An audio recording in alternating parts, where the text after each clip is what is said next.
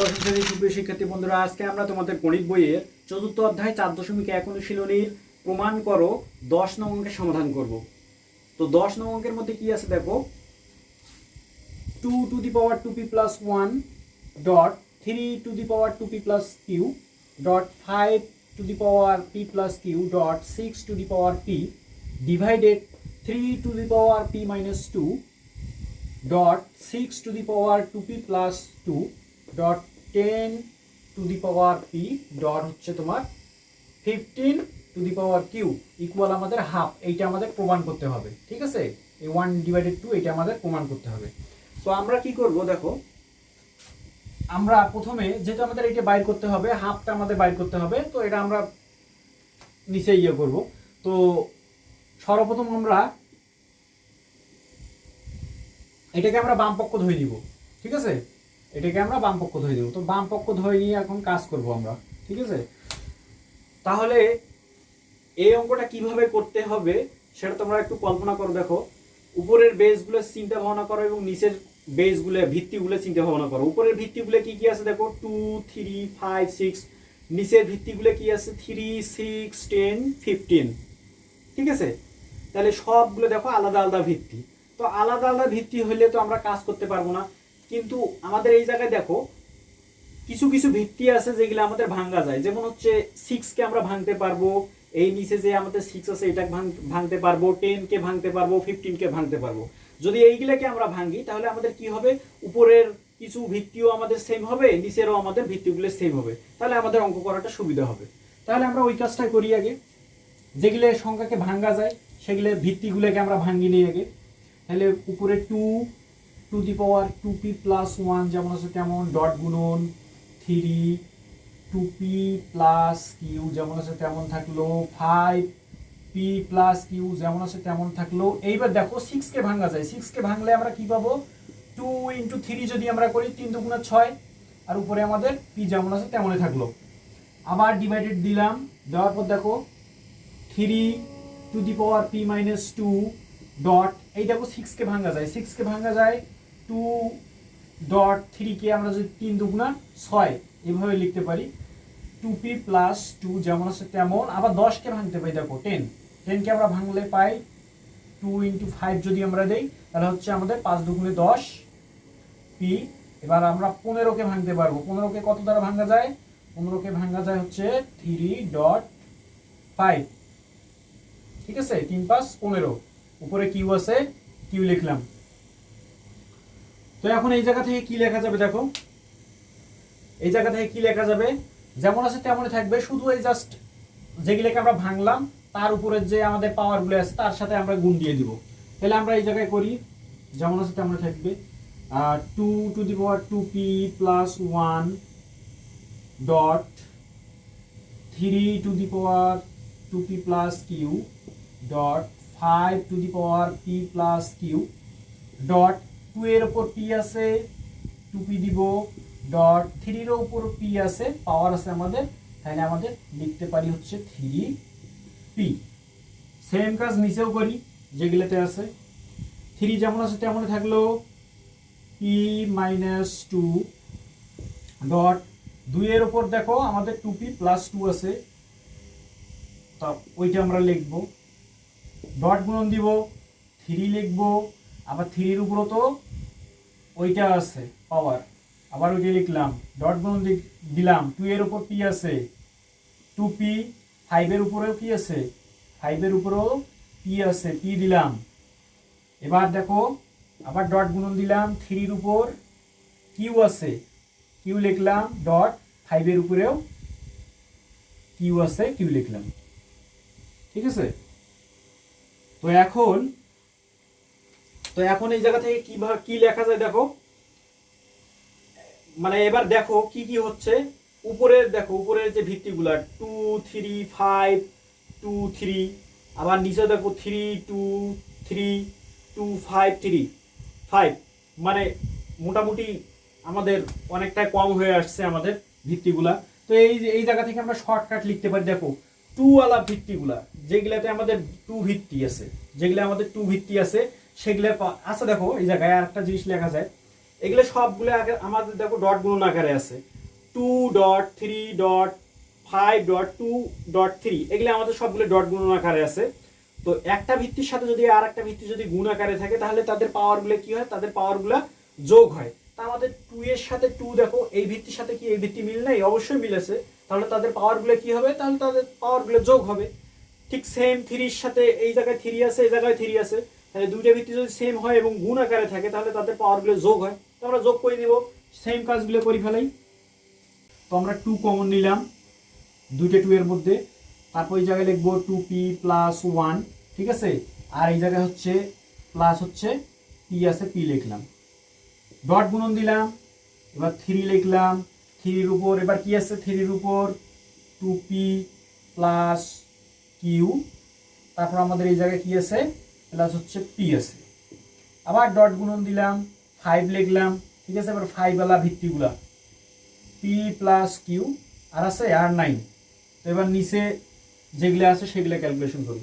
প্রথমে 2 গুলা নেই, 2 ভিত্তিগুলা, তা 2 দুইটা আছে আমাদের, যে কোনো একটা কমন নিলাম, তারপর কি আছে আমাদের 2p প্লাস 2 আর হচ্ছে আমাদের কি আছে এই জায়গায় p আছে, ঠিক আছে, p আর আছে আর 9, ডট গুণন দিলাম, 3 নিব, এবার 3 এর পালা, 3 লিখলাম, যে কোনো একটা কমন নিলাম, p মাইনাস 2 আর এই জায়গায় হচ্ছে প্লাস 2p প্লাস 2 আর আছে হচ্ছে আমাদের প্লাস হচ্ছে q, ঠিক আছে। এবার আমাদের 5, তো 5 আমরা নিব, 5 নিব, 5 এর উপর দেখো এবার কি আছে 5p আর হচ্ছে আমাদের q আছে, ঠিক আছে।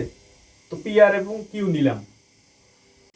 তো এখন দেখো উপরেও যে ভিত্তি হয়ে গেছে নিচেও কিন্তু সেই ভিত্তি সেম, কিন্তু ভিত্তিগুলো হয়ে গেছে, উপরেও 2 আছে, নিচেও 2 আছে, উপরে 3 আছে, নিচেও 3, উপরে 5, নিচেও 5। তো ভিত্তিগুলো আমাদের যদি উপরে এবং নিচে যদি ভিত্তি সমান হয় বা সেম হয় আর একটার সাথে যদি আরেকটা ভাগ থাকে তাহলে তাদের পাওয়ারগুলো কি হয়, তাদের পাওয়ারগুলো বিয়োগ হয়। তাহলে আমরা বিয়োগ করে দিব, ঠিক আছে, পাওয়ারগুলো বিয়োগ করে দিব। তো উপরেও 2 আছে, নিচেও 2 আছে, তার মানে দুইটা ভিত্তি যেহেতু আমাদের সমান আছে, তো যে কোনো একটা ভিত্তি কমন নিলাম, নেওয়ার পর উপরে 2 এর উপর যেমন আছে পাওয়ারগুলো প্রথমকার ঠিক তেমন থাকবে, প্লাস পি যেমন আছে তেমন থাকলো।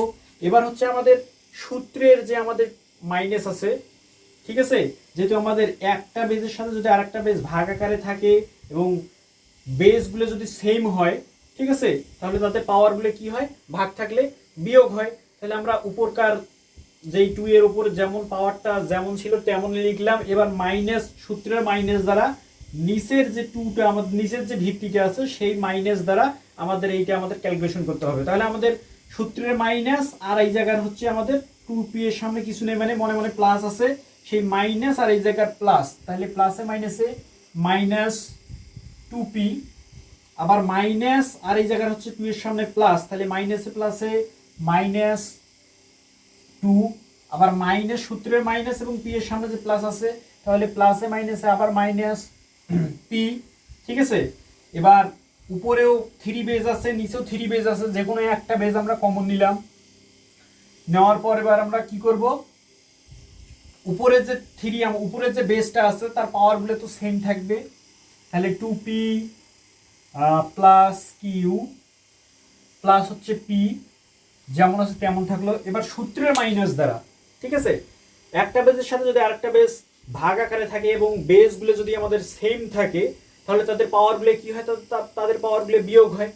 তো তাহলে আমাদের উপরকার যে বেসটা আছে তার পাওয়ারগুলো সেম থাকলো এবং সূত্রের মাইনাস দ্বারা এবার আমরা কি করব, নিচের যে আমাদের বেস আছে তার উপরে যে পাওয়ার আছে সেইটা আমরা ক্যালকুলেশন করব। তো সূত্রের মাইনাস আর p এর সামনে কিছু নেই, মানে প্লাস আছে, তো মাইনাসে প্লাসে মাইনাস মাইনাস p, ঠিক আছে।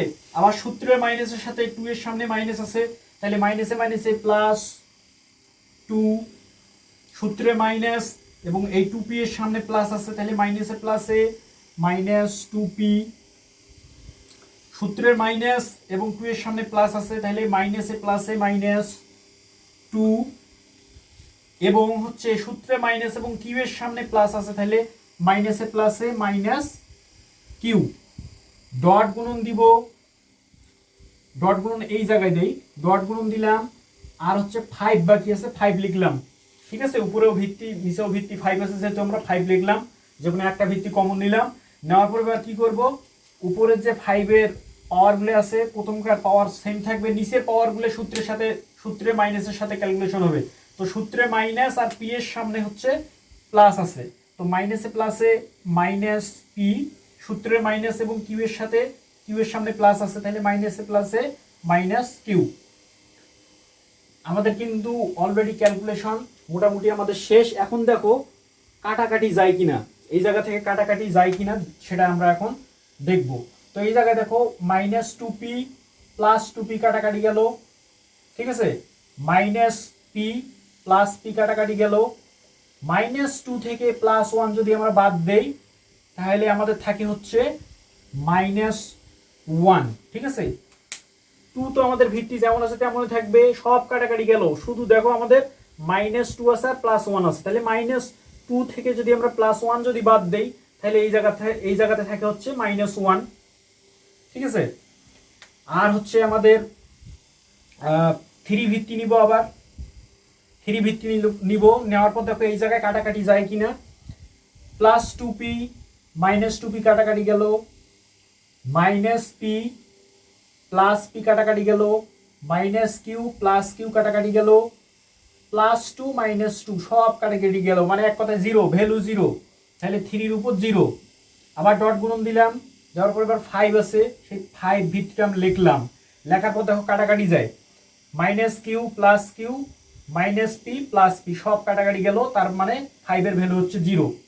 তাহলে হচ্ছে আমাদের 2 এর উপর মাইনাস 1 আছে, তাহলে 2 এর উপর যদি মাইনাস 1 থাকে তাহলে আমরা এইটা কিভাবে লিখতে পারি, এইটা লিখতে পারি হচ্ছে মাইনাস 1 মানে হচ্ছে 1 ডিভাইডেড, আর হচ্ছে আমাদের নিচে 2 আছে 2 লিখলাম, ঠিক আছে।